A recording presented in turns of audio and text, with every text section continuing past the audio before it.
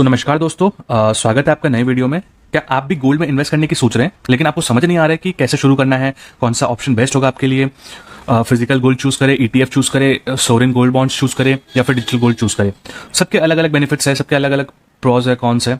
तो इस वीडियो में हम आपको ये बताएंगे कि कौन सा ऑप्शन आपके लिए बेस्ट रहेगा एंड आप कैसे उसमें इन्वेस्ट कर सकते हैं। ठीक है, तो चलिए बिना कोई टाइम वेस्ट के शुरू करते हैं। तो हमारा सबसे पहला जो क्वेश्चन वो रहेगा, वाई इन्वेस्ट इन गोल्ड?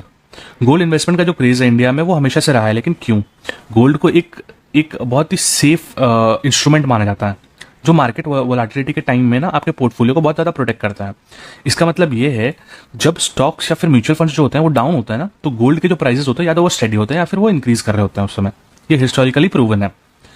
लेकिन सिर्फ प्रोटेक्शन नहीं, गोल्ड लॉन्ग टर्म अप्रिशिएशन भी देता है, जो हमें अगला इंपॉर्टेंट पॉइंट तक लेके जाता है, जो कि हमारा नेक्स्ट टॉपिक भी है, which is types of gold investments. Gold investment करने के काफ़ी तरीके हैं। आपको सिर्फ फिजिकल गोल्ड ही नहीं देखना चाहिए। आजकल इन्वेस्टर्स के पास ऑप्शंस है, जैसे कि gold ETF, sovereign gold bonds और डिजिटल गोल्ड, जो फिजिकल गोल्ड के हैजल जो होते हैं उसको अवॉइड करने में हेल्प करता है। Like for example, sovereign gold bonds government backed होते हैं एंड वो आपको एनुअल इंटरेस्ट भी देते हैं, which adds an extra layer of returns. लेकिन क्या आपने कभी सोचा है कि आपको कौन सा ऑप्शन चूज करना चाहिए? या डिपेंड करता है आपके गोल्स पे, लेकिन which gold investment is right for you. ठीक है, आपके फाइनेंशियल गोल्स और रिस्क एपेटाइट के बेसिस पर आपको अपना गोल्ड इन्वेस्टमेंट मोड चूज करना पड़ेगा। ठीक है, अगर आप लॉन्ग टर्म सिक्योर रिटर्न्स चाहते हैं बिना फिजिकल गोल्ड के रिस्क के, तो सोवरेन गोल्ड बॉन्ड्स आपके लिए बेस्ट हो सकते हैं। आप अगर मार्केट ट्रेडिंग आवर्स के फैन हैं और आपको फ्लेक्सिबिलिटी चाहिए, तो आप गोल्ड ETFs में इन्वेस्ट कर सकते हैं, क्योंकि वो आपके लिए एक सूटेबल ऑप्शन रहेगा। लेकिन अगर आप शॉर्ट टर्म कन्वीनियंस चाहते हैं बिना किसी लॉकर के या हैजल के, तो आप डिजिटल गोल्ड को एक बेटर ऑप्शन चूज कर सकते हैं।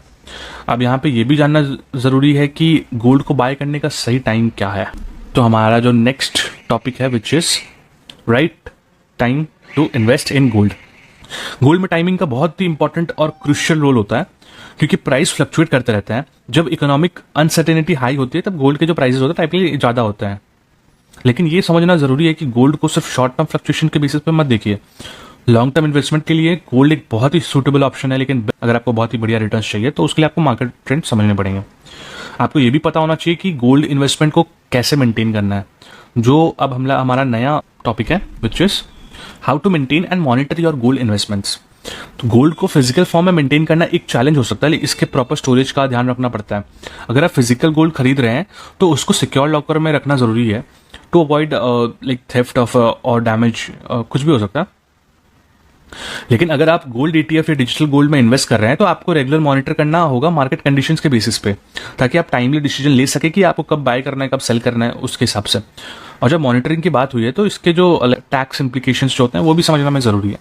गोल्ड इन्वेस्टमेंट पर कैपिटल गेन्स टैक्स लगता है, जो आपको इन्वेस्टमेंट के टाइम फ्रेम के बेसिस पे आपको पे करना होता है। अगर आप गोल्ड को 3 ईयर्स से पहले सेल करते हैं, तो आपको short term capital gains tax देना होगा, जो आपकी इनकम टैक्स स्लैब के अकॉर्डिंग होगा। ठीक है, अगर आप 3 साल के बाद गोल्ड बेचते हैं, तो आपको long term capital gains tax देना पड़ेगा, जो इंडेक्सेशन बेनिफिट्स के साथ कम होता है। और टैक्स इंप्लीकेशन को समझने के बाद अब बात करते हैं स्मार्ट स्ट्रैटेजीज, जो आपको गोल्ड इन्वेस्टमेंट से मैक्सिमम रिटर्न्स दिलवा सकती है। गोल्ड में डाइवर्सिफाई करना भी उतना ही इंपॉर्टेंट है जितना स्टॉक्स या म्यूचुअल फंड्स में। आप अपने टोटल इन्वेस्टमेंट का 10-15% गोल्ड में एलोकेट कर सकते हैं, to hedge against the market risk. ठीक है, पीरियोडिक इन्वेस्टमेंट्स करना, जैसे कि सोवरेन गोल्ड बॉन्ड्स का बेनिफिट लेना ड्यूरिंग इश्यू पीरियड्स, भी एक बहुत बढ़िया स्मार्ट स्ट्रैटेजी होती है ये। सो दोस्तों, अब आपको गोल्ड इन्वेस्टमेंट के बारे में बहुत ही क्लैरिटी मिल गई होगी। आप कॉन्फिडेंटली अपने नेक्स्ट स्टेप्स ले सकते हैं, लेकिन ये सिर्फ एक पार्ट है आपके फाइनेंशियल सक्सेस का। अगर आपको अपनी इन्वेस्टिंग गेम को बहुत इंप्रूव करना है, या आप चाहते हैं बहुत ज़्यादा आपको गेन्स करने हैं मार्केट में, तो हमारे चैनल पे बहुत सारी वीडियोस रहेगी, आने वाले टाइम में और आएंगी। इसको सब्सक्राइब जरूर करें, लाइक करें, शेयर करें। तब तक के लिए टाटा बाय बाय, धन्यवाद।